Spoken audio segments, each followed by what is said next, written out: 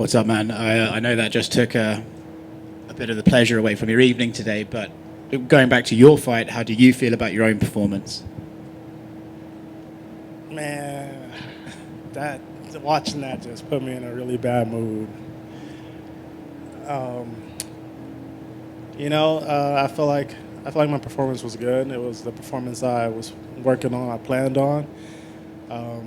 I can improve, can throw more numbers, more punches. There's always room for improvement in this game. What happened at the face-off? I mean, he came out. He's always aggressive. He's always like that. But was there anything that happened prior to this fight that made him react like that at the weigh-ins? No, he just came out and started mouthing, started barking. So I wanted to see how hard he bit, and he didn't bite too hard tonight. Yes, took the words out of my mouth there. I was going to ask if you thought his bark was worse than his bite. But did you want the walk-off KO? Was that what made you pause? His eyes are rolled. Like, he fell flat on his back. I thought he was out. And, I've been in fights where I've dropped people and then I wake them back up when I punch them. So, I just wanted a clean getaway. So. You still are happy with that performance, though? I mean, because you dropped him early on, like almost immediately in the first round as well.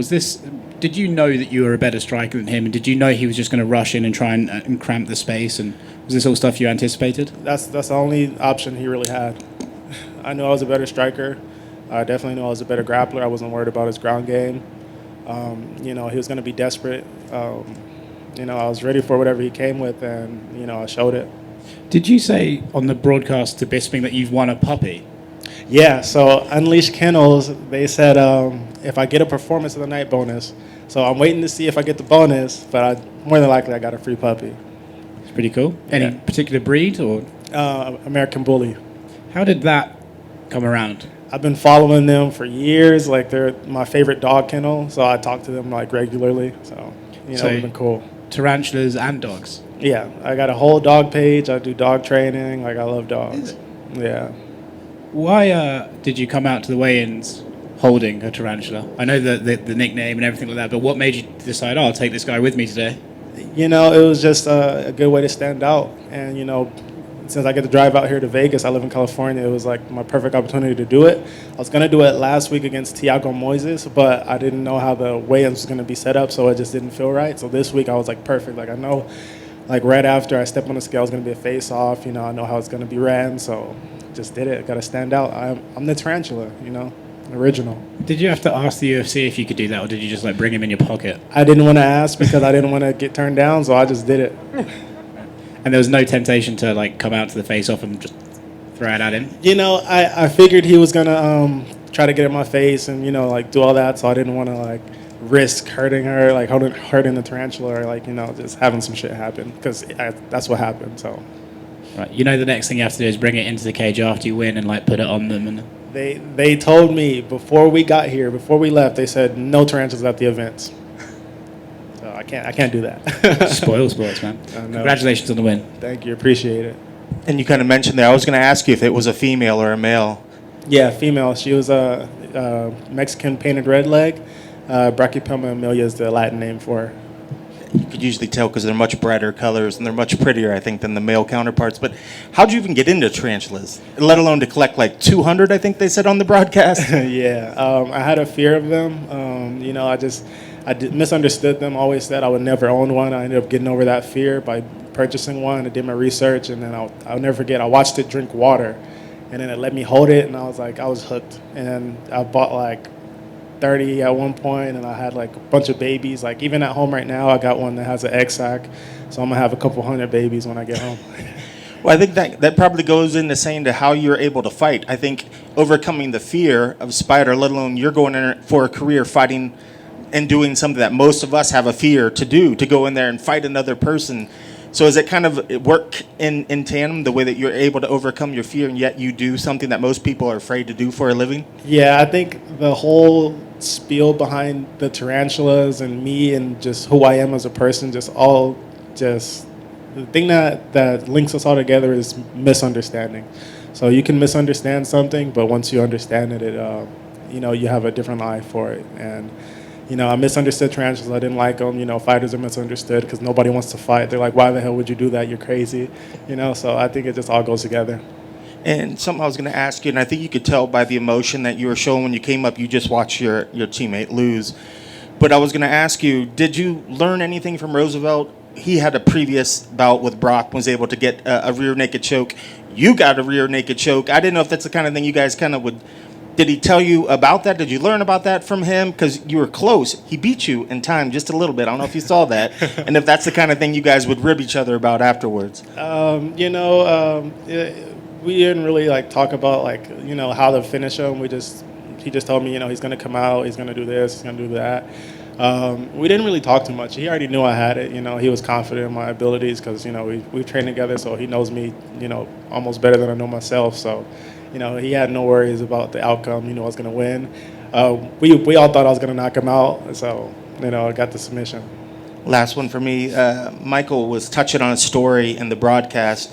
Talk about when you were younger, stood a couch up in the garage when you didn't have much gear to work with, but would watch a tape of Anderson Silva and would be using this couch. It's got to be a crazy ride that you're on going from there to where you are right now. It's really surreal. I was like 17 at the time, just a kid with a dream. I wanted to fight. I didn't know what I wanted to do with school. I was just like didn't want to go to college. I started training with some friends in our backyard doing sparring, and I used my couch as a punching bag because that's all I had. I would watch Shane Faison and Quan Kicker and Anderson Silva and just try to like emulate them and just do my best. And I took it this far, so I'm really it's like when I think about it in hindsight, it's like wow, like I made it.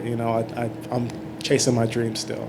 That's pretty awesome. I think if you did do the school thing, that whole biologist thing, or whatever they call the people that mess with spiders, that might be right up your alley. Yeah, like if I did go to school, it would be for herpetology, but there's not much money in that. So Yeah. you gotta have money with your dreams. If it's not worth the money, it's not worth it. Congrats on the win. Thank you. The Tarantula, congratulations on getting your 10th MMA career victory. Question for you. Heated exchange that you guys had at the face-offs. What was the first thing that Brock said to you when you exchanged pleasantries after the victory? He asked me what I hit him with. He said, "What'd you catch me with?" And he was talking about he was just getting started. We were getting warmed up, and he thought I was fading a little bit. And I was like, "No, I was just getting my rhythm going." So he kept it cordial after. So that was really cool. Michael Bisping on the broadcast also said that he sparred with you training for the Luke Rockhold fight and Anderson Silva, and he mentioned that you got the best of him. Can you say that as well? I mean, I'm happy I didn't have to say it first. Fair enough. And lastly, was that the same tarantula that you put on the Schmo last May in the Ruka gym? No, she's a new one. I just got her like a month ago. Yeah, actually, I ended up giving that one away to some friends. Their son wanted a tarantula really badly, so I was like, "Here, this is a perfect one for you." And you still have not been bitten yet? Still haven't been bit. Congratulations. Thank you. Jalin, you took the fight on short notice, but you looked more than ready. What were you doing to prepare to get the call? I was scheduled to fight last week, so I was already ready to go.